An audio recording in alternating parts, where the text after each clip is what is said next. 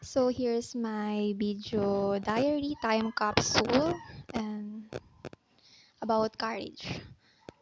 Yung ikukwento ko ay patungkol sa isang kwento na mula sa nakaraan na masasabi kong isa yan sa mga pinakamalaking courage or like makikita doon yung pagiging determinado ko or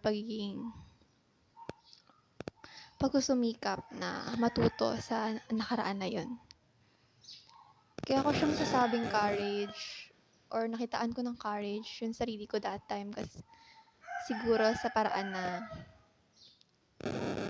ang tapang ko sa part na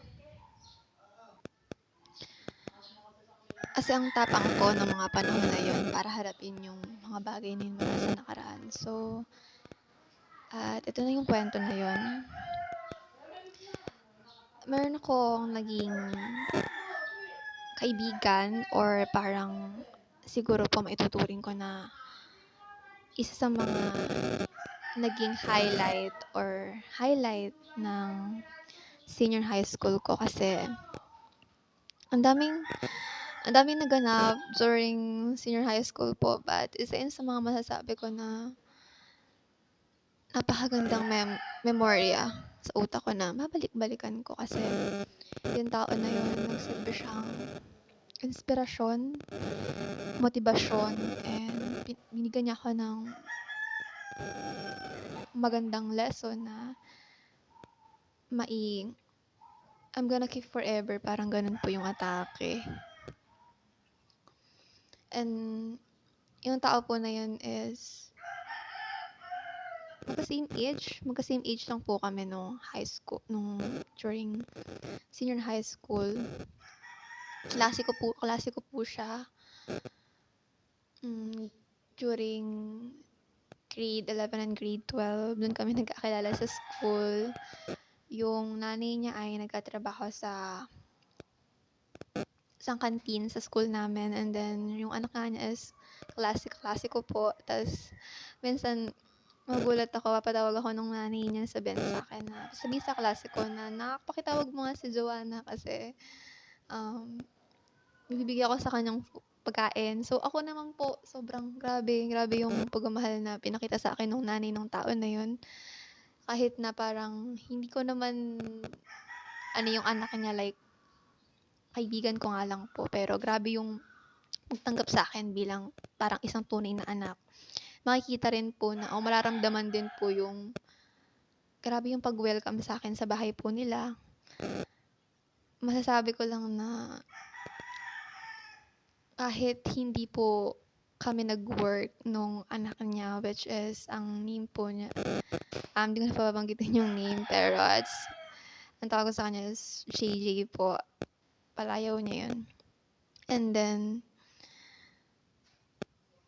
ang sakit nung mga times na ng mga panahon na pinili niya po akong layuan kasi siguro ng mga panahon na yun meron siyang trauma about issue or about yung inaasar po kasi kami nun sa room. So syempre may trauma siya sa ganun. So ako parang ang naging action ko nun, parang nagkaroon ako ng courage na sabi ko mas okay kung magse-separate or hindi na lang mag-uusap na forever siguro, para at least hindi ako makadagdag sa intindihin ng tao na yun, then hindi ako makadagdag sa trauma ng tao na yun kasi siguro ang pinakamabigat, masakit na part, which is to letting go that person,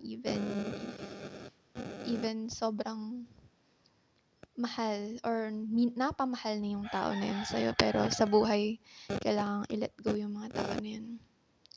Natutunan ko po sa pangyayari na yun is kahit gaano mo kamahal yung isang tao, darating ka sa point na kailangan mo siyang palayain para magkaroon kayo ng peace of mind. Matuto kayo since mga bata pa po kami nung mga panahon na yun. And ngayon, second year college na po kami pareho. Pero sa magkaibang landas po, sa magkaibang kurso, sa magkaibang lugar.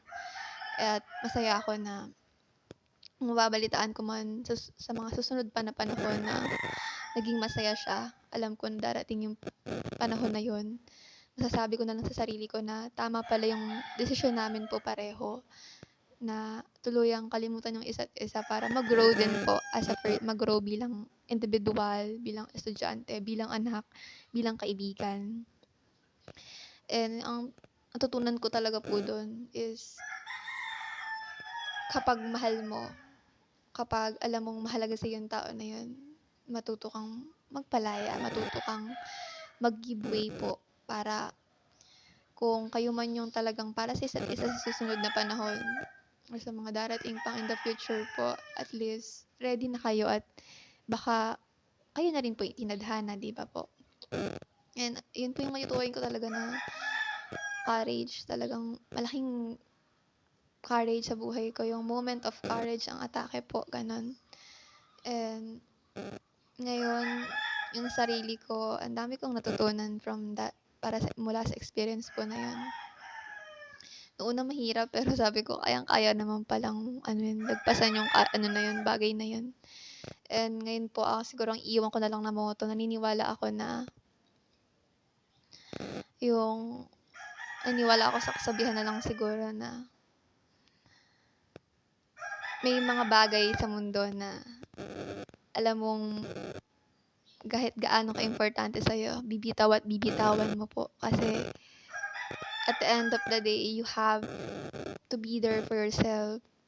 You have to learn from it. You also have to love yourself deeply as much as you can. Kasi, yun nga, at the end of the day, ikaw lang din naman po yung dadamay sa sarili mo.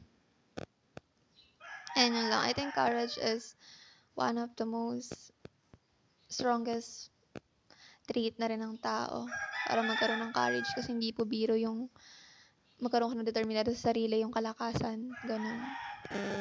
And again, ako po si Joanna Mary Binuya mula sa BSTM 2A. Thank you!